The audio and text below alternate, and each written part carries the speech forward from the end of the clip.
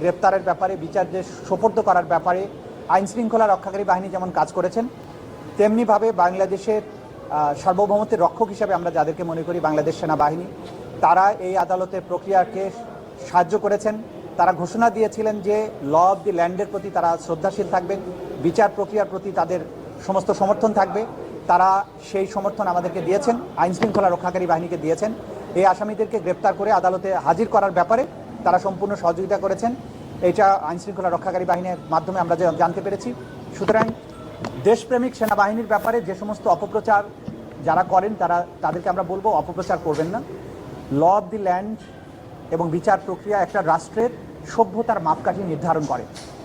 একটা রাষ্ট্র কতটা ফাংশনাল আছে সেটা নির্ধারিত হয় সেই রাষ্ট্রের জুডিশিয়ারি কতটা স্মুথলি ফাংশন করে। সুতরাং রাষ্ট্রের বাহিনীগুলো আমাদের এই বিচার প্রক্রিয়াকে সমর্থন করা, তাকে স্মুথলি পরিচালনার ব্যাপারে যেটা করেছেন, এটা প্রসিকিউশনের পক্ষ থেকে আমরা সবাইকে যারা এই প্রক্রিয়াকে সাহায্য করছেন তাদের সবার প্রতি আমাদের কৃতজ্ঞতা জানাচ্ছি। তারা যেমন জুলাই আগস্টে নিরস্ত্র ছাত্র জনতার উপরে যে পরিচালিত হত্যাযজ্ঞের সময় তারা যেমন রুখে দাঁড়িয়েছিলেন বা মাঝখানে ভূমিকা পালন করেছিলেন, যেটা জাতি স্মরণ করে, একইভাবে এই যে বিচার প্রক্রিয়া, গুমের বিচার প্রক্রিয়ার ক্ষেত্রেও তারা তাদের সহযোগিতা করছেন, আইনের প্রতি তাদের শ্রদ্ধা দেখিয়েছেন। এটাও আমরা এই আজকের এই সময়ে আমরা উল্লেখ করতে চাই। এই পর্যন্ত আজকের আমাদের বক্তব্য ছিল। ওনাদেরকে আইন শৃঙ্খলা রক্ষাকারী বাহিনী গ্রেপ্তার করে আজকে আদালতে উপস্থিত করেছে। তারা এখনো যেহেতু আজকে আইনজীবীরা হাজির হয়ে তাদের পক্ষে ওকালতনামায় স্বাক্ষরের অনুমতি নিয়েছেন, তারা বলেছেন জামিনের আবেদন করতে চান। আদালত বলেছেন যেহেতু জামিনের আবেদন একটা প্রক্রিয়ার ব্যাপার আছে, প্রথমে ওকালতনামায় তারা সিগনেচার নেবেন, তারপরে নিয়মিতভাবে আবেদন করবেন।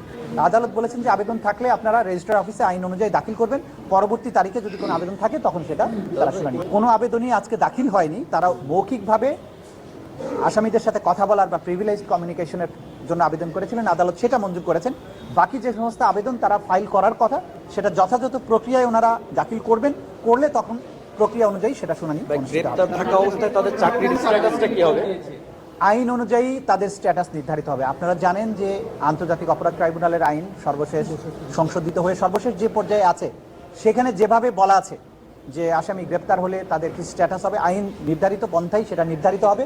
আমরা আগেও বলেছি এই ব্যাপারে, আজকে নতুন করে কিছু বলতে। অনলাইনে হাজিরা দেওয়ার সুযোগ আছে কি? সেটা আদালত নির্ধারণ করবেন, সেটা ভবিষ্যতে যখন আবেদন আসবে বাস্তবতার নিরিখে আদালত যেটা ভালো মনে করবেন, যেটা বিচার প্রক্রিয়াকে স্মুথ করবে, সবকিছু মিলিয়ে কনভিনিয়েন্ট হবে, সেটা আদালতের নির্দেশ অনুযায়ী যা হবার সেটা হবে।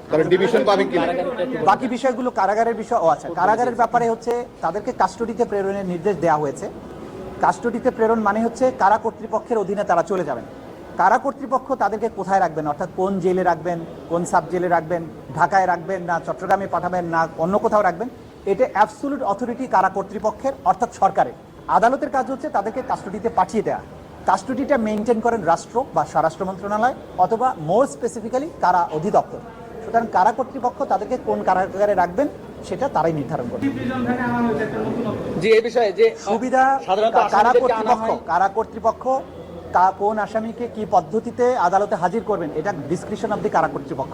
এই ব্যাপারে আমাদের কিছুই বলার নেই। এইটা দেখেন আইনের মধ্যে যেটা আছে, আমরা সর্বশেষ সংশোধনী অনুযায়ী বলা হয়েছে যখন কারো বিরুদ্ধে বিচার প্রক্রিয়াটা শুরু হয়ে যায়, ফর্মাল চার্জ